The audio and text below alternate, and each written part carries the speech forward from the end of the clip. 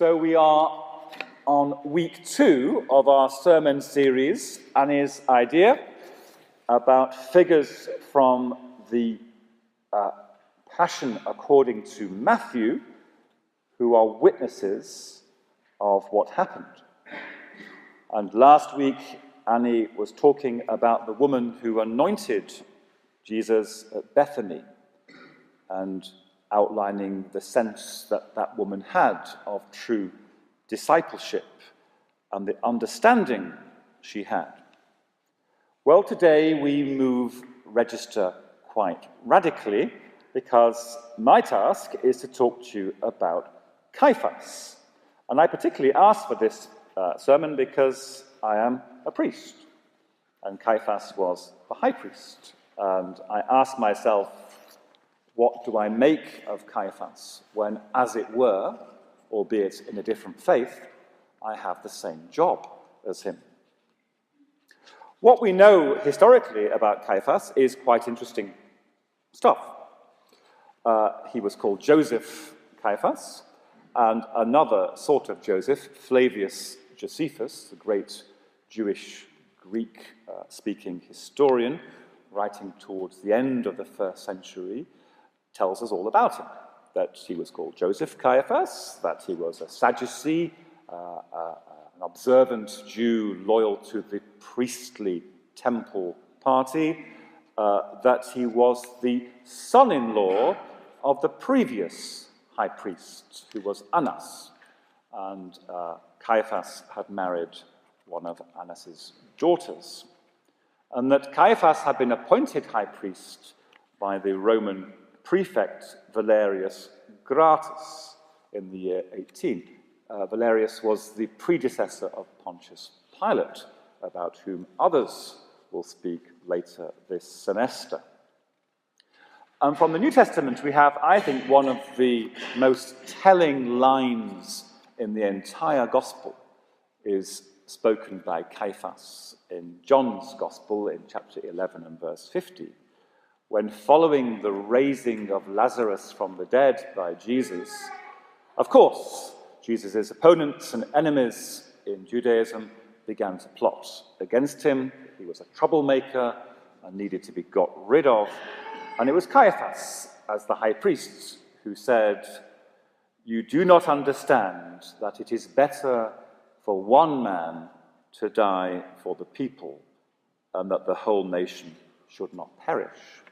Now, if you are a philosopher or a theologian, you might have heard of René Girard and the whole tradition in theology, which is drawn from that one verse. It's a very interesting view of atonement and of suffering and sacrifice. That one person, as it were, the scapegoat, needs to suffer in order that the rest should not. Now, in tonight's passage from Matthew, we look at, I hesitate to call it a trial, but at the time that Jesus spent after his arrest in the Garden of Gethsemane on Maundy Thursday, and before his proper trial, if that was indeed a proper trial, before the Roman prefect Pontius Pilate the next morning.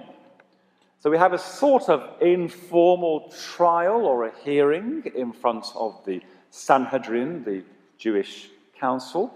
I'm asking myself, as someone who a long time ago studied law, what was the charge brought against Jesus? Why is this trial happening at night? The Talmud is a later document than the 1st century, but it prohibits a Jewish trial happening at night. And why was a referral needed then to the Roman prefect? Why couldn't the Sanhedrin simply execute whatever sentence they wanted, as, for example, they did against Stephen in Acts? Now, the Sanhedrin had 72 members, and assuming they were all there, which is doubtful, they somehow managed to squeeze inside Caiaphas' own house. John says that Jesus was taken to Annas' house first, and then to Caiaphas. We're not quite sure. It doesn't quite ring true to me that 72 people could fit comfortably even in a high priest's home. And then the false witnesses are brought along who don't quite agree in their testimony. But then something interesting happens, because witnesses come forward too to say that in fact Jesus had uttered a blasphemy against the temple. And our first reading tonight from Jeremiah is exactly concerning that legitimate complaint against a Jewish person. If you denigrated or blasphemed or undermined the worship of the temple, if you remember the first reading from Jeremiah, that was held to merit death. It was indeed a blasphemy, a legitimate charge against Jesus, and we know, given my sermons earlier this semester, that Jesus in John's Gospel had indeed uttered that blasphemy. He had indeed compared himself to the temple, and the temple as the conduit between God and humanity. It was, in prophetic terms, a blasphemy. Jesus, to this charge, remains silent. And then Caiaphas does something quite extraordinary, which is very odd when you look at it. He changes the goalposts, because he's onto a winner. He's found witnesses who are willing to say, this trumped-up rabbi from the north, Jesus, has blasphemed against the temple and should die for it. And then Caiaphas suddenly changes the goalposts and asks Jesus to confirm or not whether he is the Messiah, which is a different thing altogether. So claiming that you are the temple is, in a sense, a bigger claim than claiming that you're the Messiah, and perhaps reflecting that, calling yourself the Messiah does not in any sense in Jewish law merit death. It's not a blasphemy, and it shouldn't result in the death penalty, even if your claim to be the Messiah is false. So Caiaphas then says to Jesus, are you the Messiah? And Jesus, in effect, in a long-winded way, says, yes, I am. And then the Sanhedrin, those who are present, agree that this is disgraceful, it is a blasphemy, and it merits death. And they transfer Jesus to Pilate for a legal Roman trial the next morning, having met in the morning to confirm their verdicts. I presume they met again in the morning just because it was in daylight hours, because what happens at night is not a proper Jewish trial. So we ask ourselves, why does Caiaphas change and move the goalposts? Why does he switch from saying, you are a blasphemer against the temple meriting death, to, are you the Messiah? And that's where we come up to a difficult aspect of being a priest, still more, I suppose, a high priest, which is that you get intensely political.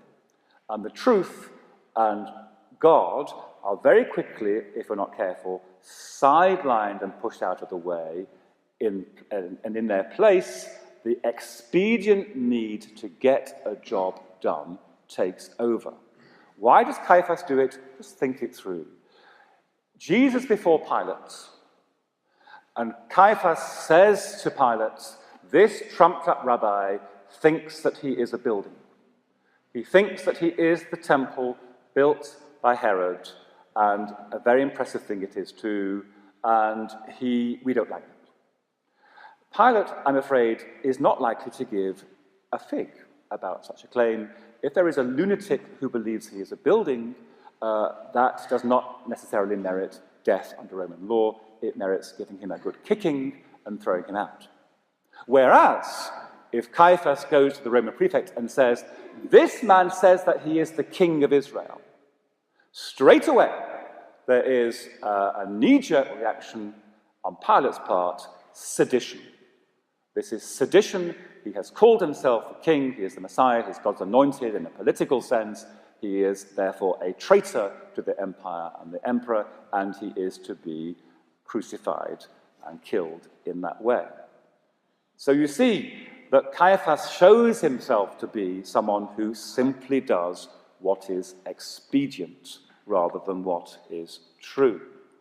And that is, I suppose, it goes on into every example we can think of today in the intervening centuries of corrupt judges, of judges who do not care about justice, who do not care about the facts, who only care about the verdict and the execution which will surely follow it. From my own research, you see this in the French Revolution and 1794, and Robespierre's law of 22 prairial, in which quite explicitly jurors were told, do not pay attention to the facts. What counts in whether you convict someone is how you feel about them. And so if they give you a funny look, declare them guilty. So it's a sense in which facts and truth are buried and political sentiment takes over. And there are many Robespierres before and since the French Revolution. And then my second thought about Caiaphas, apart from him being an expedient judge only, is that as a priest, what a letdown. Whether you are a Jewish priest or a Christian priest, what you are trying to do, I'm very clear, you are failing, I am failing, but at least we are trying to do, we are trying to be a vehicle in between the majesty and the infinity of the Almighty and us. And we are aware as priests that we fail every day because that task, A, has already been done by Jesus Christ and he is our model, but B, is very difficult to follow or accomplish or to imitate. And so one thing Annie will accept in her training and after her ordination is that to be a priest is to fail daily. But you can fail daily with a huge amount of graciousness and grace if you are humble enough. And what I see in Caiaphas is that stinging lack of humility. There is no sense in which, from the Gospel account or from Josephus' account, that he comes across as someone who is in awe of the majesty of his calling. That he, once a year on Yom Kippur, would enter into the Holy of Holies in the temple and commune with God in a unique way, held by a chain by the other priests to protect him. There's no sense of that in this decision because he simply does what he has to do to get the right result. And there's a horrible aspect to this which hits me very hard as a priest, that the words Caiaphas says are actually true. They're right in terms of their accuracy and their detail.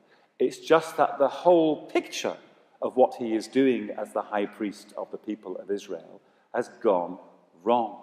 In a way, it's not just René Girard who looks to Caiaphas' quotes, "You do not understand that it is better for one man to die for the people and for the whole nation than that the whole nation should perish." There's a certain truth in that. You can see in terms of the workings of Caiaphas' brain that to send this troublemaker upstairs to Pontius Pilate and get rid of him as an example was a useful political thing to do. It's not a stupid thing to do. It is a politically expedient thing to do. But if you're going to be, in any sense at all, a Christian servant, a Jewish priest, a Christian priest, and to try and understand and comprehend and see and explore the gap between the infinity of God and the limitedness of human nature, there has to come a point pretty early on when you put expediency to one side and you say, no, I will take risks for the truth. I will take risks for God.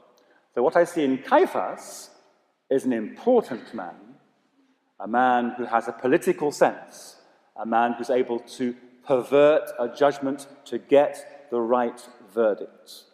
But I also see that he's a really, really poor role model for me as a priest, and that he's a really, really poor role model for you as Christian people. And that's why maybe some people are asking this at the back of their minds. When it's Good Friday, and we read out the account of the Passion, either in Matthew, Mark, Luke, or John's account, often in John's account on Good Friday, I, in this parish, have always taken the role of Caiaphas, the high priest. Not because I want to soil myself, but because it is a tiny act of realism about being a Christian priest. To be a Christian priest and to live out that calling is to accept that along the way comes some level of compromise, or the temptation of compromise. And exploring that sense of compromise in our lives with God is part of the Christian endeavour. And so my prayer for myself and for all of us today is that we will heed the words of Caiaphas and that we will avoid making the same mistakes. Amen.